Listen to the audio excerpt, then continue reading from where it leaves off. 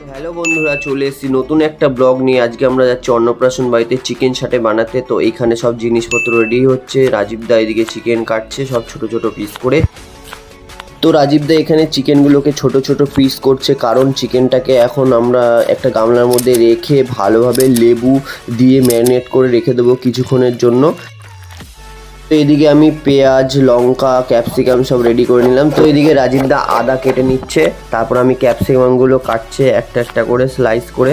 তারপরে এগুলো একটা পাত্রের মধ্যে রেখে আমি এদিকে রসুনটা গ্রাইন্ডারে মিক্স করতে নিয়ে এসেছি। তো রসুন মিক্স করার পরে লঙ্কা মিক্স করে পেঁয়াজগুলো এক একটা ছাড়ানোর পরে চিকেনটাকে ভালোভাবে মশলা দিয়ে মাখানোর পর কটা ডিম ভেঙে নিলাম, কারণ ডিম দিয়ে ম্যারিনেট করতে হবে চিকেন সাটে বানাতে গেলে। তো ফাইনালি আমাদের ডিম দেওয়া কমপ্লিট। এখন আমরা এর মধ্যে দেবো কর্নফ্লাওয়ার, বেসন সব দিয়ে ভালোভাবে মিক্স করে নিলাম। এবার আমাদের চিকেন সাটেগুলো রেডি হয়ে গেছে গরম তেলে যাওয়ার জন্য। তো ফাইনালি রেডি আমাদের চিকেন। যদি খেতে চাও চিকেন সাটে তাহলে